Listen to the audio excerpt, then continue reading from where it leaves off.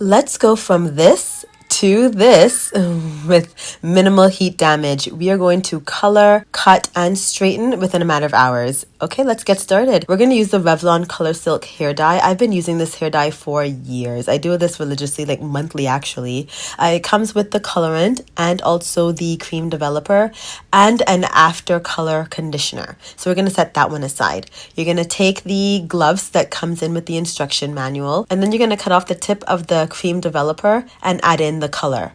Shake that up really well. Even if you think it's shaken completely, shake it some more. Trust me on that. Now, taking my freshly washed hair, I washed that the night before. I used the Aussie Miracle Repair shampoo and conditioner, and I did an apple cider vinegar rinse. So what I did was I washed my hair with shampoo, rinsed, added the apple cider vinegar, rinsed, and then shampooed again, and then conditioned. And then I did that the night before, like I said, so it was kind of dry in the morning. Now we're going to get the color in our hair. I usually start from the front, and then whatever's left over, I put in the back because I'm not really focused on the back of my hair. But that's just me. For me, the front is the most important. But enough hair dye comes in this bottle, so you're not really going to run out unless you have very long hair and you're coloring the whole hair. I really just stick to the roots. After 30 minutes with the hair dye in, I'm going to use the aftercare conditioner that comes in the box, the number 4 Olaplex Bond Maintenance Shampoo, and the number 5 Bond Maintenance Conditioner. And then I'm going to also use a little bit of the Cure Intense Bond Repair Mask. I'll just leave this in for like 5 minutes while I'm doing the rest of my shower. I'm going to cover my hair with my hair towel for about 20 minutes just to let it not be soaking wet. And then I'm going to go in with my IGK Good Behavior hairspray. I love this. This is a great heat protectant. I highly recommend.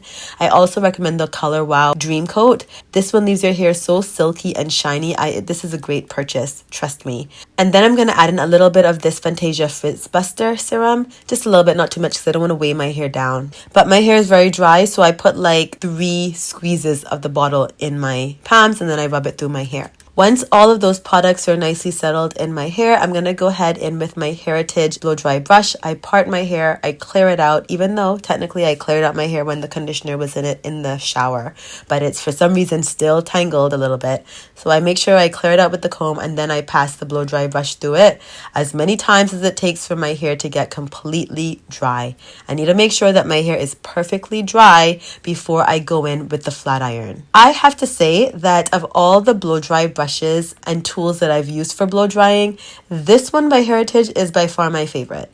It gets really hot. The ergonomic design just works for me for some reason. Like the buttons aren't in odd places where you can accidentally shut it off, or like it's really hard to handle. Like even though I'm tired, this was a breeze for me compared to using a regular blow dry brush and the blow dryer or any of the other tools that I've purchased in the past. After I do the blow dry, I'm going to go ahead in with my Nairobi Shape Hold styling spray and my Nano Titanium flat iron, which I'm going to use at 450 degrees.